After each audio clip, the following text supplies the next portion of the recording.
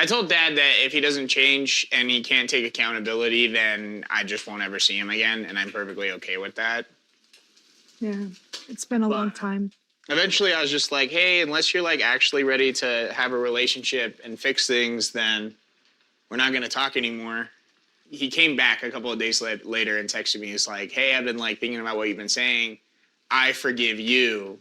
Please forgive me. He didn't even call. Not a text, not a voicemail, just silence. Gabriel sat there in his cap and gown, surrounded by classmates' families, all cheering, celebrating, taking pictures.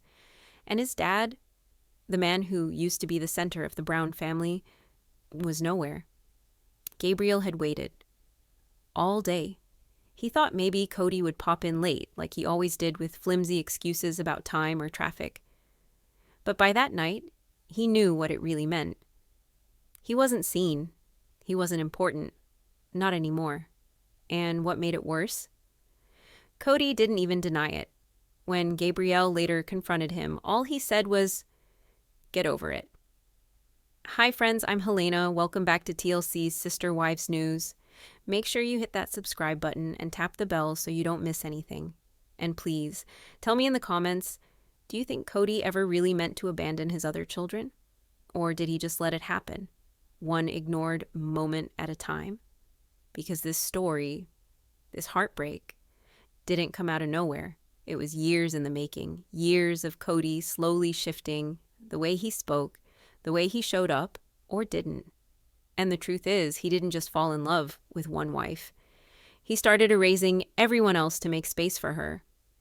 Robyn, the wife who got the kisses before the vows, the travel perks, the key to the schedule, the emotional spotlight. This wasn't just favoritism. It broke something sacred. The rules, the relationships, the heart of a big plural family. And it didn't just hurt the wives, it broke the kids too. Gabriel, Gwendlyn, Savannah, even Logan. One by one, they started saying the quiet part out loud. And the truth? It's brutal. When Robyn came into the picture, the family told themselves it would be like every other time. Polygamy was their foundation. They knew how to add a new wife while protecting the ones already in place. But this wasn't like before. From the start, Cody treated her differently. The wives had seen other women come and go, women who flirted with the spotlight, women who tried to wedge their way in. But everyone followed the rules. The courtships were conservative, respectful. There were boundaries. Physical affection was supposed to wait until marriage. That was one of the family's agreed-upon values. With Robyn? Cody shattered that without hesitation. They kissed before they were even married. And it wasn't just the kiss. It was how they all found out. Cody didn't confess directly. He let it slide casually in a producer's interview, like it was nothing. Christine cried. Mary shut down. Janelle stood there, hands folded, quietly absorbing what felt like a slap wrapped in a smirk. It wasn't impulsive. It was deliberate. Cody knew the rules. He just didn't care anymore. Not when it came to Robyn. Everything after that had a new slant. Robyn wasn't just the new wife. She was the priority. Cody started showing up late for Christine and Janelle's scheduled nights. He disengaged during family discussions unless they involved Robyn. He'd bring up her name when she wasn't even part of the conversation. He'd shut down his other wives with phrases like, "Robyn would have handled this better." On TLC in the confessionals, Cody didn't even try to mask the favoritism. He admitted that Robyn made him feel seen. He praised her emotional support like it was the gold standard, and subtly suggested the others had failed him. Christine was too emotional. Mary was too distant. Janelle was too analytical. But Robyn? She was soft, supportive. She nodded at everything. She never pushed back. So Cody rewarded her, and the rest of the family started learning what that reward cost.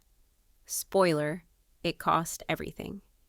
Janelle was never the dramatic one. She didn't slam doors or cry on camera. She didn't pick fights or demand attention. For years, she kept the peace by becoming the silence. If something hurt, she didn't argue about it. She buried it, smiled through it, did the responsible thing. And that's exactly what made her breaking point so powerful. she saw the way things were shifting. Christine was already fraying. Mary had collapsed so far into herself that she barely existed in the storyline anymore. And Cody, the man who once used to plan elaborate family outings, now only had one home he wanted to be in: Robyn's. Janelle said it herself. She noticed everything. Cody was late to dinners. He'd miss scheduled trips. Then he'd pop up at Robyn's house conveniently, too emotional or too drained to deal with anyone else. There was always an excuse, a stressor, a financial crisis. But the solution was always Robyn. And still, Janelle didn't raise her voice. She played along for years because she thought maybe if she just waited, if she just stayed steady, he'd remember the family they had built. But something in her shifted the night they all gathered outside in Flagstaff, under a cold Arizona sky, wrapped in sweaters and distance. There wasn't a big fight. Nobody yelled. The cameras were rolling, but the moment was almost too quiet to catch. Janelle looked at Cody, not with anger, just exhaustion, and asked one question. "Do you see me anymore?" His answer wasn't words. It was deflection. Blame. He said he felt unsupported, that the wives had made things hard, that Robyn gave him peace. Robyn, standing beside him, looked uncomfortable but never interrupted. She called it confusion. She said the family dynamics overwhelmed her, but what Janelle saw, after years of holding everything in, wasn't confusion. It was comfort. Robyn was comfortable letting the others fade so she could shine, and Cody was comfortable letting her. That night marked the beginning of Janelle stepping back in a different way. Not out of the family just yet, but from the emotional labor she'd carried for years. There was no more effort to repair what only one person wanted to save. She didn't need Cody to scream at her to know he was gone. His silence, the nights spent elsewhere, the tension in every conversation, had already spoken for him. It wasn't betrayal in a loud, dramatic scene. It was quieter than that. It was the complete absence of being chosen.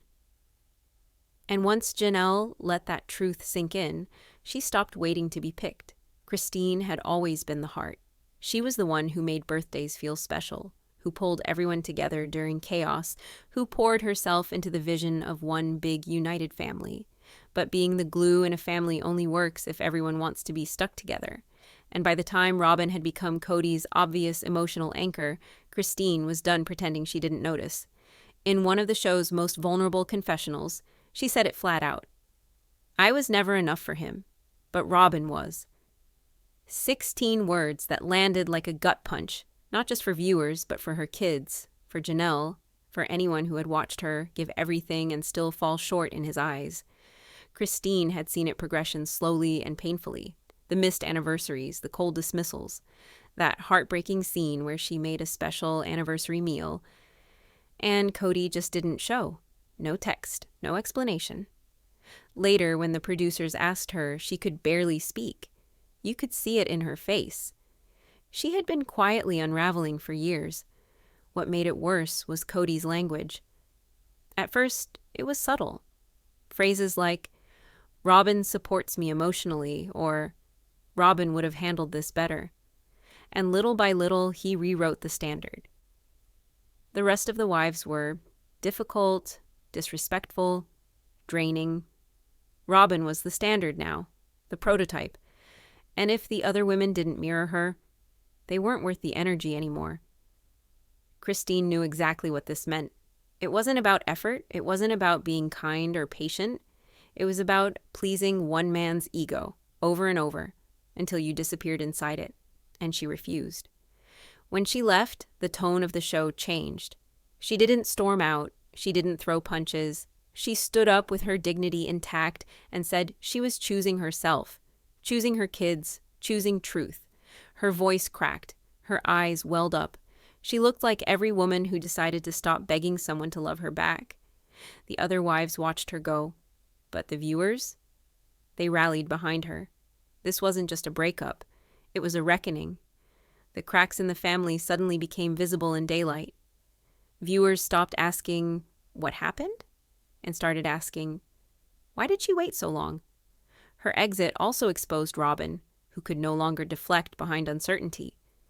Christine named what others hinted at. Robyn wasn't just a new wife. She was the favorite, the one the rules didn't apply to. And after Christine walked away, everything shifted. The lie that this was still a functioning plural marriage collapsed. The ratings soared, not because fans wanted drama, but because they finally saw honesty. And Christine finally saw freedom. The wives weren't the only ones who felt invisible. The kids lived in those shadows too. For years, they kept their hurt quiet, either out of respect or fear of making things worse. But once Christine opened the door, once Janelle stopped nodding along, the silence finally snapped. And it wasn't the show that told the truth first. It was TikTok. It was Instagram. It was the kids themselves. Gabriel was one of the first. And he wasn't emotional about it. He was raw. When Cody missed his college graduation, there was no excuse good enough. Gabriel knew exactly why his dad hadn't shown up. Because Robyn's needs came first. Again. Still. Always. And when Gabriel called him out, all Cody said was, "Get over it." That landed like a freight train across social media. Viewers were furious. Twitter was flooded. Instagram lit up with hashtag Team Gabriel, because missing a graduation isn't just forgetting to show up. It's a message. You don't matter. You're not even on the schedule. Then it was Gwendlyn's turn. Late at night, under the glow of soft lights in her room, she finally said it. "My dad only wanted obedient wives, and when they pushed back, he punished them emotionally. He did the same to us." The post spread like wildfire. Fans had always guessed the kids felt sidelined, but hearing it from her, it changed everything. She didn't sound bitter. She sounded done. The audience didn't just listen. They rallied. Comment after comment from viewers who saw their own experiences in these stories. The favoritism, the silence, the way a parent uses access or withdrawal to control the narrative. Hashtags trended overnight. Getting Cody exposed. Getting protect the kids. Getting justice for Gabriel. Cody, for once, couldn't talk over it. TLC couldn't cut around it. These weren't angry ex-wives anymore. This was his own children, and nobody was buying his defense. Because when your kids stop protecting your reputation to protect their peace, that's not teenage rebellion. That's a legacy crumbling in real time. Robyn used to cry, and everyone leaned in. Back then, her tears meant something. She was the new wife, the one adjusting, trying to fit in with an already complicated family dynamic. Viewers gave her grace. The other wives did too. At first, even when it felt like Cody prioritized her, they stayed soft, believing Robyn just wanted peace. But over time, those tears started to feel less and less like vulnerability and more like deflection. Because when everything was falling apart, Robyn never once spoke up against the imbalance.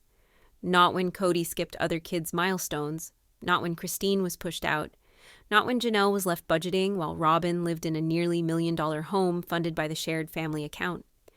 And then came the moment that shut the door for good. During a quiet segment in Sister Wives Season 19, Robyn admitted it. When she and Cody traveled, they used the family's limited travel storage, the baggage rack, for her things. But when Christine and Janelle traveled with him, their luggage got dumped on the floor. It wasn't a joke. It wasn't edited out. It was the truth, exposed in plain view. And what's worse, Robyn didn't seem apologetic. She brushed it off like it wasn't a big deal. But to the other wives, it was a big deal. Because it wasn't about luggage. It symbolized everything. The hierarchy, the double standard, the small humiliations that told Christine she wasn't wanted, that made Janelle feel like an accessory, not a partner. It was favoritism turned into policy. Robyn later responded with that familiar tremble in her voice. "I never asked to be the favorite. I just wanted to be part of a family." But by then, nobody was crying with her. This time, the audience looked past the tears. Mary had shut down. Janelle wasn't playing nice anymore. Christine had already walked. They no longer bought into the poor me persona when silence had been Robyn's shield during everyone else's pain. Even Aurora, Robyn's own daughter, turned away gently in one scene as yet another emotional outburst played out during a family meeting. It wasn't that people hated Robyn. They just couldn't ignore how silence served her, how her neutrality always seemed to align with Cody's power, how favor eventually looked a lot like complicity. The sympathy was gone. All that was left was reality. After season 19 wrapped, Cody didn't go quiet. He went live. Messy hair, bloodshot eyes, a shaky YouTube stream where he rambled about being misunderstood. He said the internet had turned him into a villain, that people outside the faith could never understand plural marriage. But the energy was different. There was no confidence, no leadership, just contradiction and deflection. His cameos dropped off. Fans stopped laughing along, and his children kept speaking. One by one, the pieces of Cody's identity, husband, father, patriarch, came loose, and all that remained was a man desperate to regain control in a dynamic that never really served the people around him, only himself. He didn't choose monogamy. It happened by attrition. Mary, gone. Christine, gone. Janelle emotionally checked out. Robyn was the only one left, the queen of a castle built on resignation, not romance. But monogamy wasn't freedom for Robyn either, because with no one else to blame, Cody's entire emotional weight now sat squarely on her shoulders.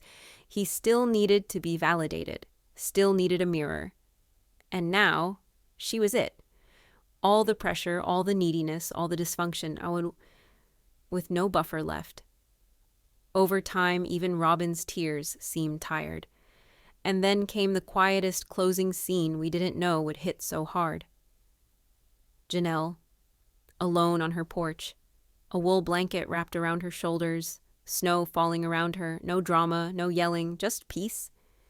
She looked out like a woman who had finally stopped holding her breath. She sipped tea, scrolled through her messages, notes from fans, support from the kids, her people, her family, the version of family that didn't depend on schedules or forced forgiveness. And in her final confessional, she didn't go out bitter. She said it plainly. I stayed because of the kids. I believed in them.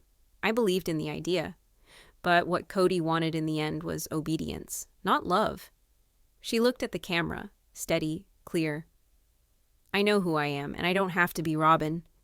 That was it. No fireworks, no curtain drop, just a woman setting down the weight she carried for decades. And for once, that was enough.